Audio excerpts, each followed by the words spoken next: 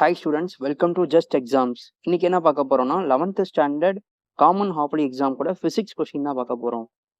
வாங்க பார்க்கலாம். அதுக்கு முன்னாடி நம்ம சேனலை பார்க்குறவங்க சப்ஸ்கிரைப் பண்ணிக்கோங்க அண்ட் அந்த பெல் ஐக்கானை சேர்த்து கிளிக் பண்ணிக்கோங்க. பகுதி 1 பார்த்தோன்னா 15 1 மார்க் கொஸ்டின். 15 1 மார்க்கில் மேக்ஸிமம் 10 கொஸ்டின் புக் பேக்லேருந்து வந்துடும். மீதி 5 கொஸ்டின் வந்து வெளியிருந்து தான், அதாவது உள்ள இருந்து இன்டெப்த்தாக கேட்பாங்க. ஸோ அவ்வளோதான். 15 கொஸ்டின் வந்து 1 மார்க் கொஸ்டின் புக் பேக் தான். ஸோ புக் பேக்கை மட்டும் கொஞ்சம் நல்லா தெளிவாக பார்த்துட்டு போயிட்டீங்கன்னா நம்ம 10 கொஸ்டின் 12 கொஸ்டின் அடிச்சிடலாம். அடுத்த பகுதி 2, அதாவது பார்ட் 2 பார்த்தோன்னா ஏதேனும் 6 வினாக்கள் 2 மார்க் கொஸ்டின். வினாயின் 24 கட்டாயம். ஸோ கம்பல்சரி கொஸ்டின் எப்படியுமே ப்ராப்ளமெட்டிக்காக தான் வரும்.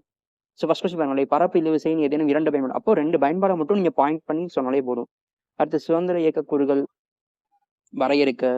ஸோ லா பார்த்தோம்னா இந்த நியூட்டன் ஈர்ப்பியல் பொது விதி, வியன் லா. ஸோ இந்த மாதிரி லாஸ் ஃபுல்லாமே ரொம்ப இம்பார்ட்டன்ட் லாஸ் ஃபுல்லாமே நல்லா பார்த்துக்கோங்க. 2 கொஸ்டின் லாலேருந்தே கேட்டுறாங்க. அடுத்து பார்த்தோம்னா ரேடியன் என்பதை விளக்குக. அடுத்து பார்த்தா ஒரு ப்ராப்ளம் கேட்டிருக்காங்க. அடுத்து பார்ட் 3 பகுதி 3 பார்த்தோம்னா 3 மார்க் கொஸ்டின், 6 3 மார்க் கொஸ்டின். இதில் வினாயின் 33 கட்டாயமாக வடிவடிக்கணும். அதுவும் ஒரு ப்ராப்ளமெட்டிக் தான் வந்திருக்கு. ஸோ மீச்சி மற்றும் மீச்சியற்ற முதலோட சிறப்பியல்பு கேட்டிருக்காங்க. இப்போ மீச்சி முதலோட சிறப்பிகள் ஒரு 3 பாயிண்ட்டும், மீச்சியற்ற முதலுக்கு ஒரு 2 பாயிண்ட்டும். அந்த மாதிரிக்கு மொத்தம் 3 மார்க் எவ்வளோ பாயிண்ட் எழுதணுமோ அந்த மாதிரி எழுதிக்கிறணும். அடுத்து நியூட்டனோட சமன்பாடு, அதாவது காற்றில் ஒளியின் திசைவேகத்துக்கான நியூட்டன் சமன்பாடு கேட்டிருக்காங்க. அதாவது விளக்கணும். இப்போ லாமியன் தேற்றம்.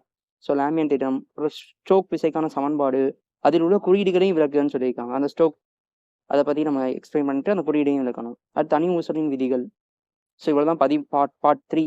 பார்ட் 3ல 6 3 மார்க் கொஸ்டின் பார்த்தோம்னா மோஸ்ட்லி அதெல்லாம் இம்பார்ட்டன்ட் லாஸும் தேற்றமும் அப்புறம் வந்து ஒரு ப்ராப்ளம்ஸ் பார்த்தாலே போதும். அதாவது 2 மார்க்கும் 3 மார்க் ரிலேட்டடான ப்ராப்ளமேட்டிக் சம் புக் பேக்கில் இருக்க சம் மட்டும் பார்த்தாலே போதும்.